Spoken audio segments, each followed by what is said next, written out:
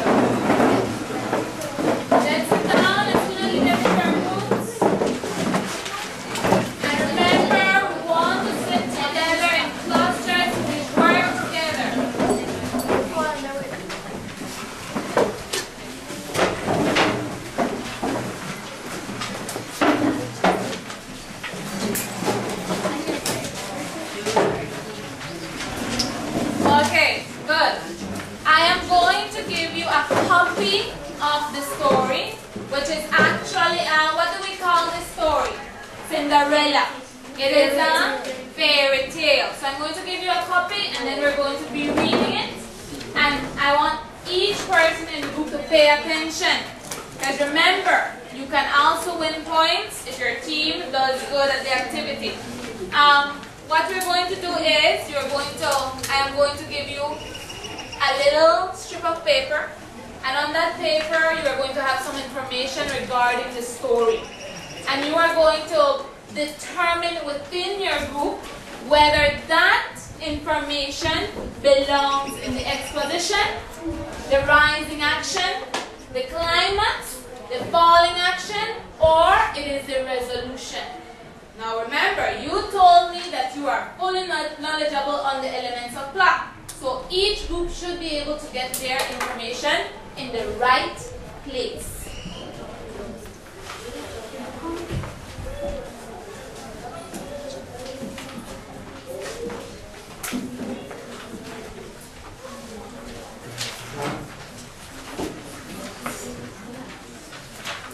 Come closer together.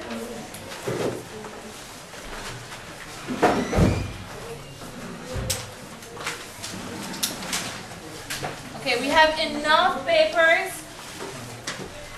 in order for 2 people to share, right? Okay, so let's listen to this fairy tale, and I am sure that you are fully aware of the fairy tale, but let's refresh our memories, shall we? Okay. Once there was a gentleman who married for his second wife, the proudest and most haughty woman that was ever seen. She had, by a former husband, 2 daughters of her own, who were indeed exactly like her in all things. He had likewise, by another wife, A young daughter, but of unparalleled goodness and sweetness of temper, which she took from her mother, who was the best creature in the world. So automatically, what differences do you note in the characters? The daughter of the gentleman is described as being, Solani, sweet, while the stepmother is being described as how, Alfredo? Use context clues. What do you think haughty means? She is the most haughty woman that was ever seen. Okay, Alfredo thinks she's bad. It is a bad quality. Let's quickly confirm whether he's right or wrong. Haughty, what does that mean? Quickly.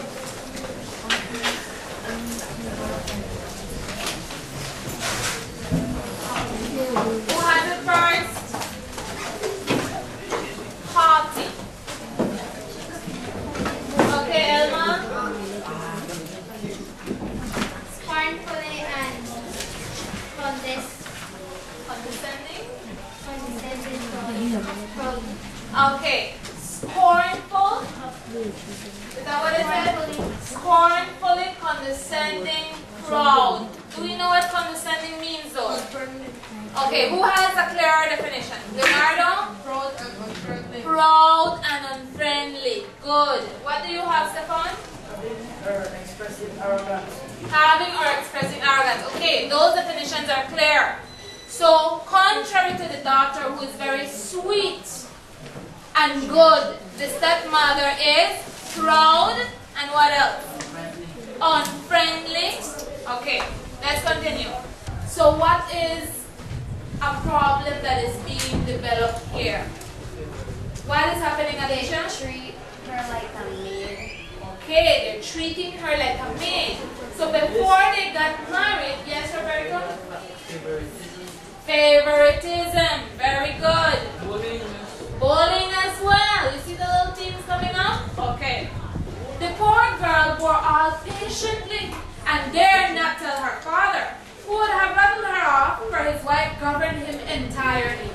When she had done her work, she used to go into the chimney corner and sit down among cinders and ashes, which made her commonly be called Cinderwrench. But the youngest, who was not so rude and uncivil as the eldest, called her Cinderella. However, Cinderella, notwithstanding her mean apparel, was 100 times handsomer than her sisters, though they were always dressed very richly. It happened that the king's son gave a ball and invited all persons of fashion to it. Our young misses were also invited, for they got a very grand figure among the quality. They were mightily delighted at this invitation and wonderfully busy